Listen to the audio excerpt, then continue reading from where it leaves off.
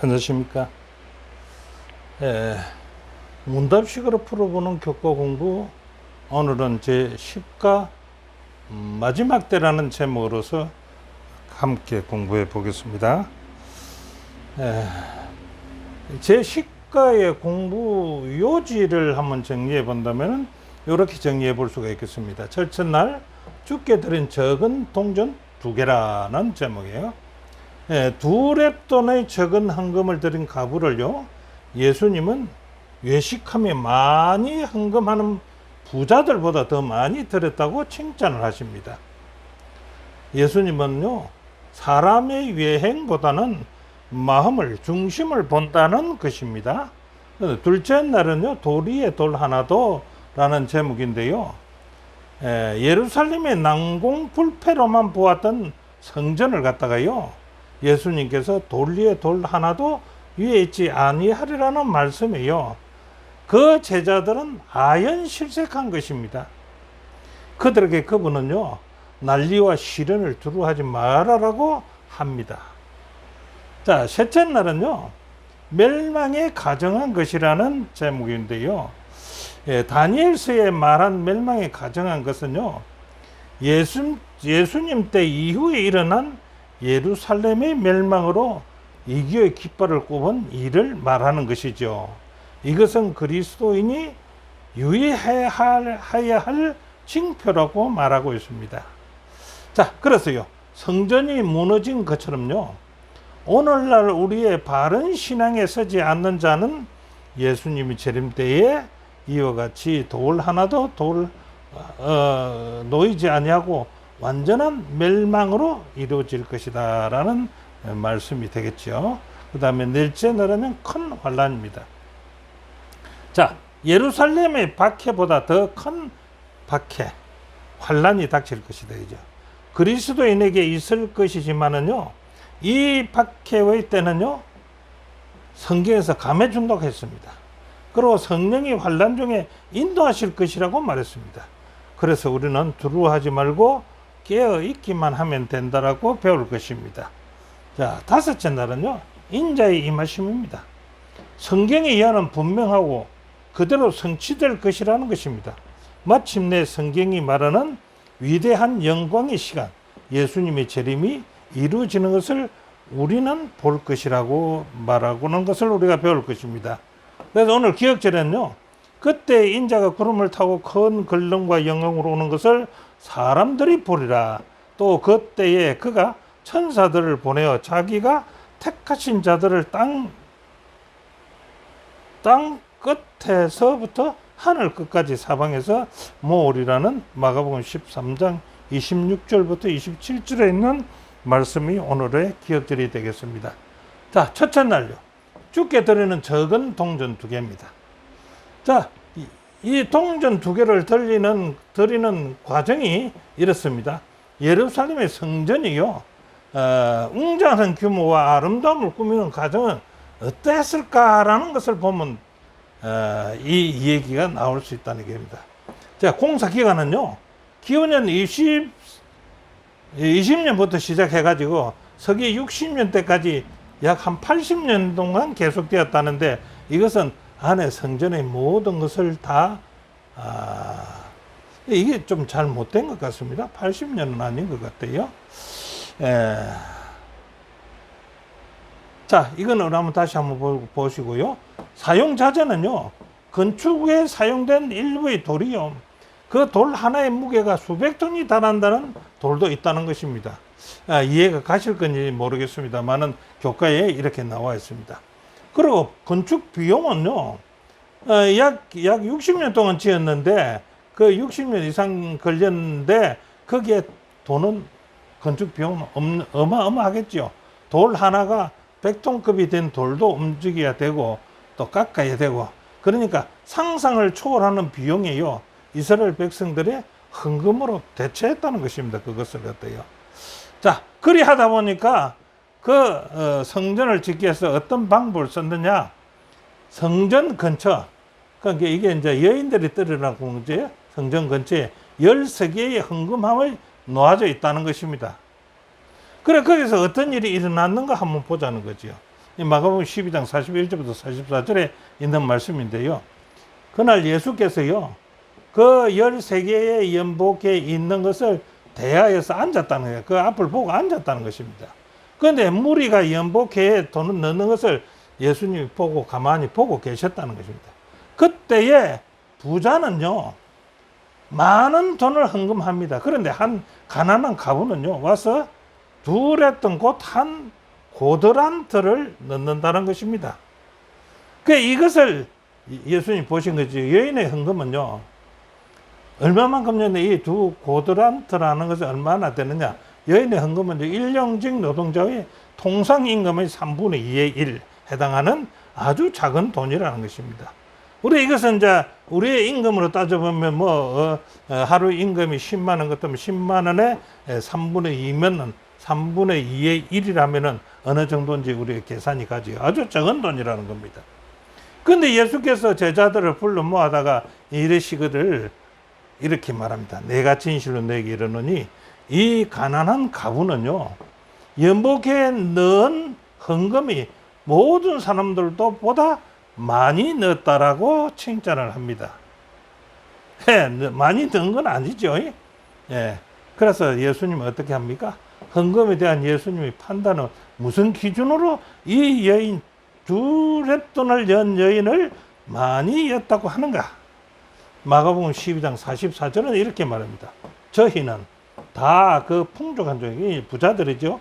풍족한 중에 넣었거니와 이 가부는 그 구차한 중에서 자기의 모든 소유 곧 생활비 전부를 헌금을 했다는 것입니다. 그러니까 돈의 크고 작음이 아니라는 거지요. 그 마음이라는 것이죠. 자, 이 여인으로 배울 자원과 재정 관리에 대한 우리에게 주는 교훈은 무엇일까요? 자, 부자들은요, 여전히 많은 것이 남아 있었답니다. 많은 것을 헌금해도요, 부자니까.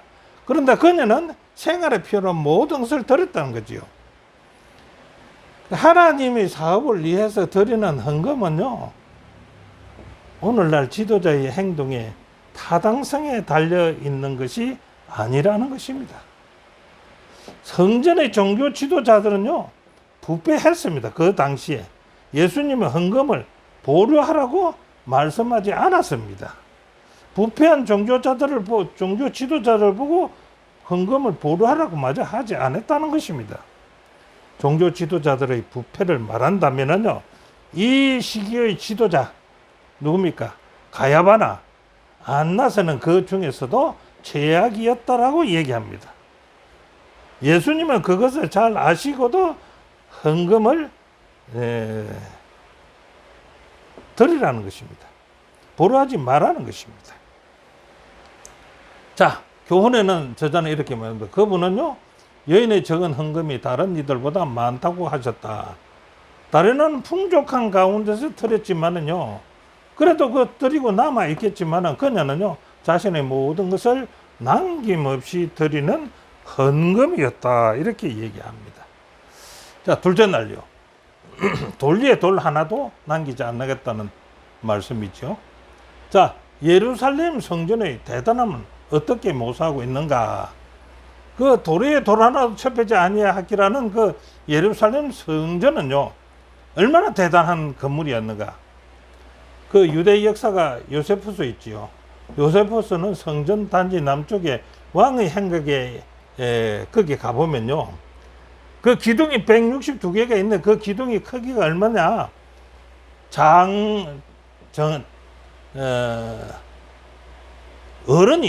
어른 세 사람이 손을 맞잡아야 닿을 수 있는 그 기둥의 둘레가 되었다. 이렇게 말씀하고 있습니다.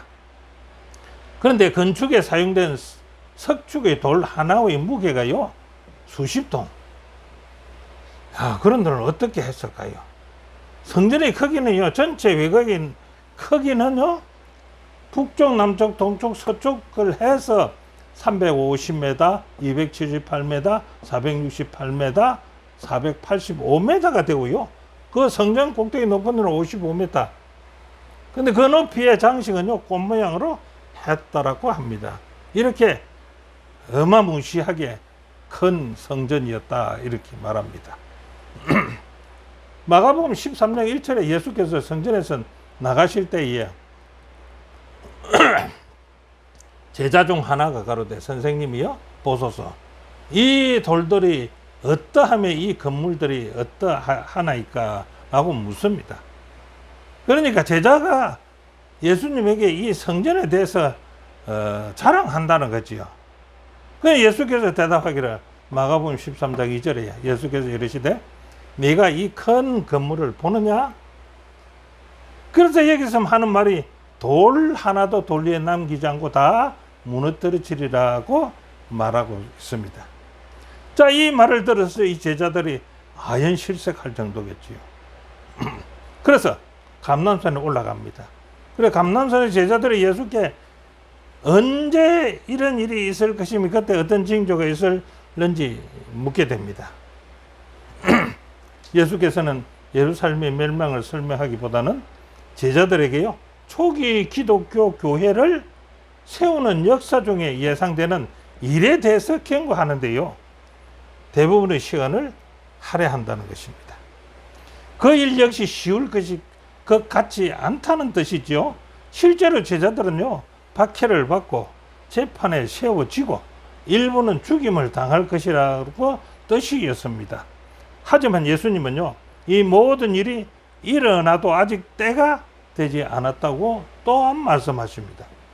그들은요 소란스러운 사건에 속지 말아야 한다라고 말하고요 그 다음에 나아가서 가족과 친구들이 그들을 버릴지라도 성령께서 필요한 때에 그들에게 할 말을 주실 것이라고 우리 교과 138페이지는 기록하고 있습니다.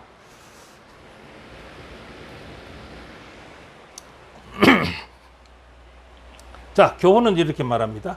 그분은요 하나님의 백성이 난리와 시련을 두려워하지 말아야 한다고 합니다. 왜? 성령이 환난 중에도 인도하실 것이기 때문에요 그들은 깨어 있어야 할 것이라고 권면을 합니다.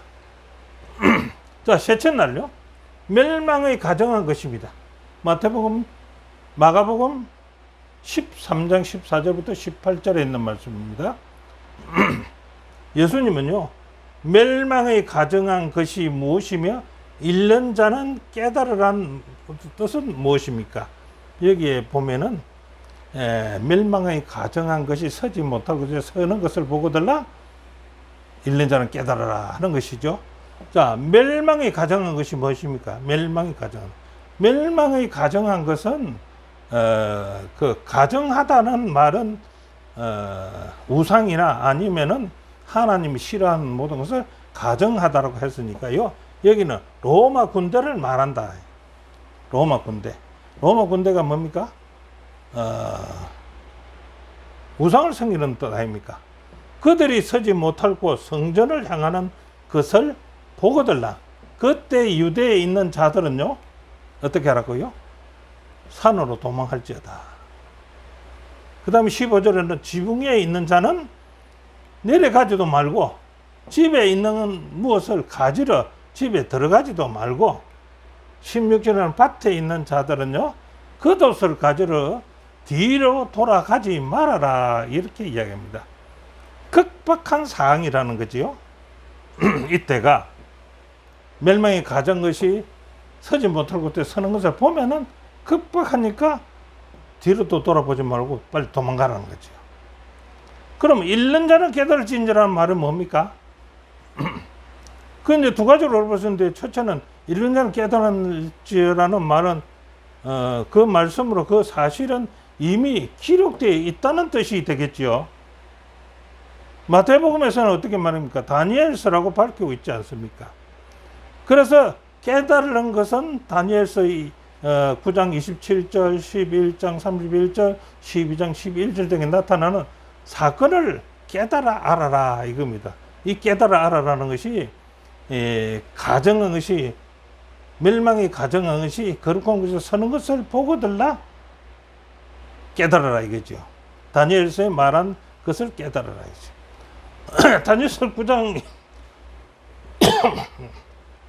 26절과 27절에는요 기름 부음을 받은 자는 누구며 장차 올 한 왕은 누구냐라고 묻습니다. 자, 기름 부음을 받은 자는 누굽니까? 다니엘서 9장 26절은요. 이것을 갖다 히브리 말로 마시아. 마시아는 우리 헬라어로 뭐까 메시아. 그렇게 말합니다. 다니엘서 9장 24절과 27절은 주의 깊게 연구해 보라 이겁니다. 그러면 이 기름 부은 자가 누구인지를 알 수 있다 이거지. 그래서 여기서는 예수 그리스도의 오심을 기다리는 것이 분명해진다라고 140페이지에 말하고 있습니다. 그럼 거기에 한 왕이라는 왕이 나옵니다. 그 한 왕은 누구일까요? 여러 가지 설이 있습니다. 예수님 전에 왔던 한 장군을 얘기하기도 하고, 이것은 예루살렘 성을 로마의 장군 티투스가 점령을 하지요. 이것을 얘기한다는 겁니다. 그 티투스에 의해 파괴되었다. 그는 주후에 황제가 됐고, 이는 이제 역자 주인데 따라서 그가 다니엘 9장 26절 27절에 언급한 장차 올 한 왕을 얘기한다라고 보는 것이 논리적이다라고 140페이지에 기록해 놨습니다. 자, 우리는 그분과요, 성경의 모든 예언을 어떻게 신뢰해야 하는가? 어떻게 신뢰해야 될까요? 멸망이 가정한 것은 기원 후 60년대 후기에 예루살렘을 포위하는 동안 이스라엘의 이교 로마의 깃발을 꽂은 것을 가리킬 가능성이 높다고 합니다. 이는 기독교인들에게 도망가라는 표징이었고, 그들은 말씀을 따라서 도망간 사람도 있고 가지 않은 사람도 있다는 게 되겠죠. 141페이지입니다.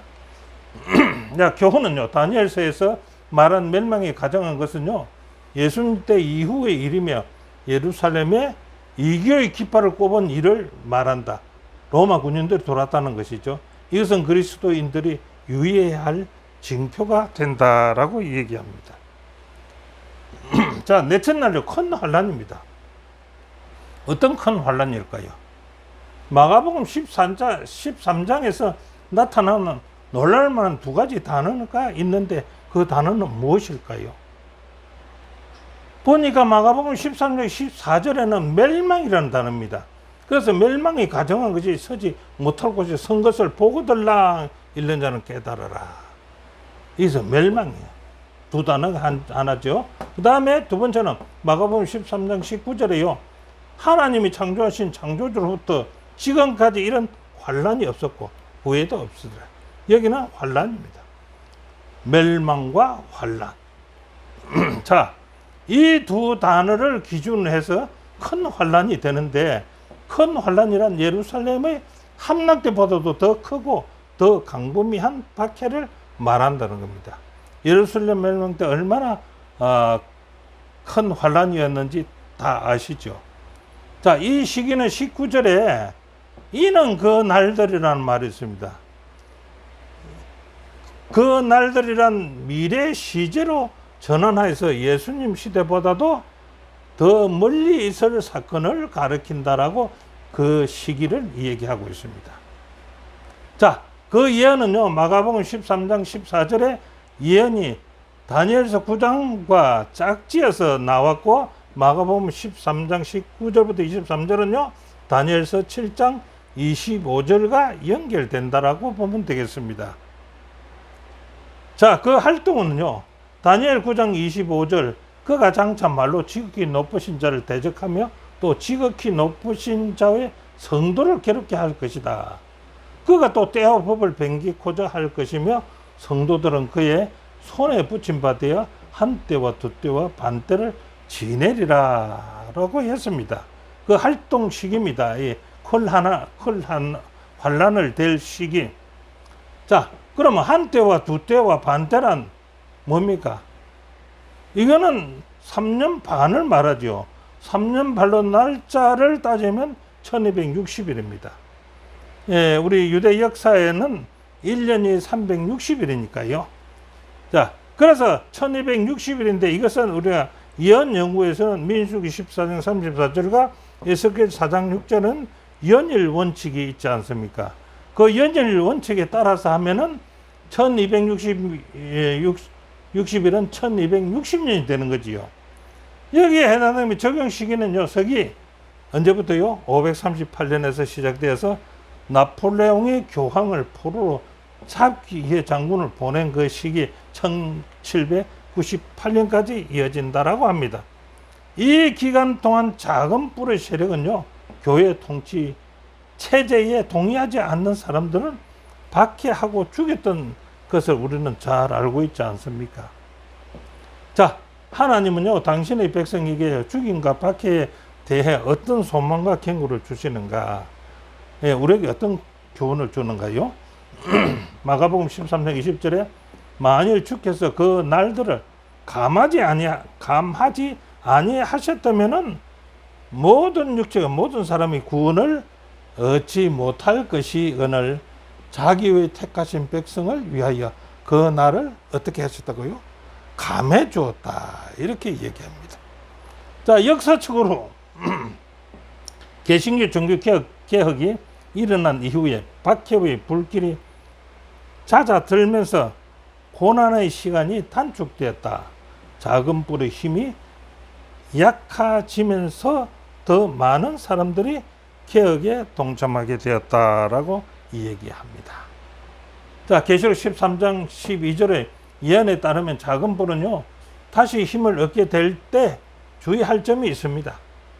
마가복음 14장 21절부터 23절은 또 다른 위협인 예수님의 재림 전에 일어날 거짓 선지자와 거짓 그리스도에 대해 경고하고 있습니다. 예수님은요, 제자들에게 이 일에 주의하라고 일러주는 것입니다.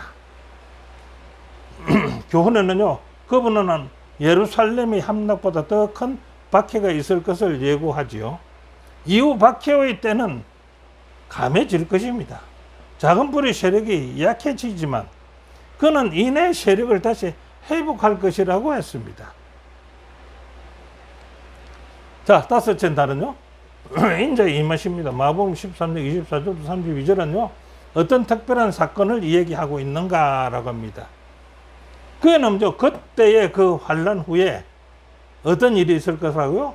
해가 어두워질 것이고 달이 빛을 내지 아니할 것이고 별들이 하늘에서 떨어질 것이고요, 하늘에 있는 권능들이 흔들 것이려다. 이렇게 얘기했습니다. 이 일이 전부 다 이루어졌지요. 자, 이루어진 것을 다 설명할 수는 없지만은요, 그때의 인자가 구름을 타고 큰 권능과 영광으로 오는 것을 사람들이 보리라고 합니다. 네, 그때 저가 천사들을 보내서요, 자기 택하신 자들 땅 이 끝에서부터 하늘 끝까지 사방에서 모으리라고 합니다. 예수는 재림이라는 거지요. 자, 그때의 사건에 덧붙여서 일어날 일들을 사도들은 어떻게 정언하는가 한번 볼까요? 첫째, 사도 바울의 정언은 어떠한지 한번 들어봅시다. 데살로니가전서 4장 13절부터 18절에서요, 그리스도 안에서 잠들었던 사람들이 다시 살아나서 살아있는 성도들과 함께 공중에서 그리스도를 영접하는 것에 대해서 자세히 말하고 있다는 것입니다. 그리고 고린도서 15장에서는요, 재림 때 있을 죽은 자의 부활의 실체에 대해서 구체적으로 설명하는 것이 있으니까 한번 읽어보시기 바랍니다. 자, 그 다음에요, 베드로의 정언은 어떻게 합니까?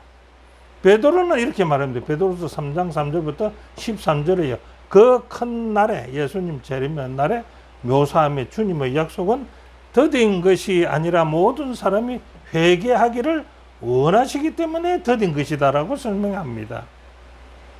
그 다음에요, 사도 요한은요, 계시록을 통해서 그리스도의 재림을 생생하게 묘사하고 있지 않습니까? 예, 계시록 여기 많이 있습니다. 신약 성경은요, 그리스도의 재림은 인격적이고 실제적이며 우리가 보고 들을 수 있게 이루어진다고 일관되게 가르친다는 것입니다. 주께서 오실 때 모든 사람이 그분을 친히 볼 것이다라고 말씀하고 있습니다. 자, 예수님께서 말씀하신 이 세대란, 그리고 이와 그 날, 그 때라는 그는 무엇을 의미하는가라고 한번 봅시다. 야고보 13장 30절에는 이 세대라는 말은요, 예루살렘의 멸망을 목격한 1세기 사람들을 가능성이라고 보고 있습니다.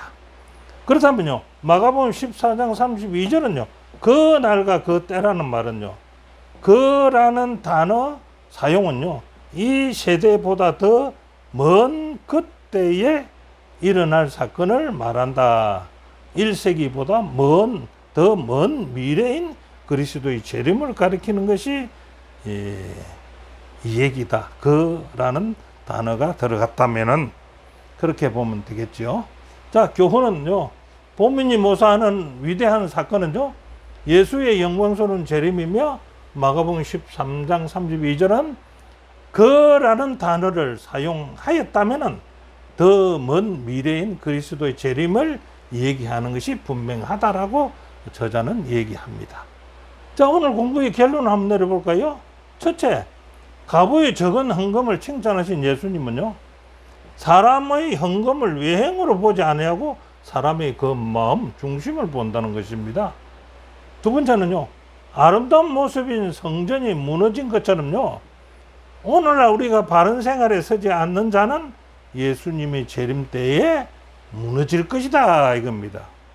세 번째는요, 예루살렘의 박해보다 더 큰 어려움이 그리스도인에게 있을 것이지만은 성령이 환난 중에 인도하실 것이기에 두려워하지 말고 깨어 있기만 하면 된다라고 오늘 가르칩니다. 네 번째는요, 그분의 예언은요, 분명하고 그대로 성취될 것이며 마침내 성경이 말하는 위대한 영광의 사건은요, 예수님의 재림이 이루어지는 것을 우리가 보는 사건이다라고 말씀하고 있습니다. 자, 오늘 공부는 여기까지입니다. 함께 공부해 주신 여러분 대단히 감사합니다. 다음 주에 다시 뵙겠습니다.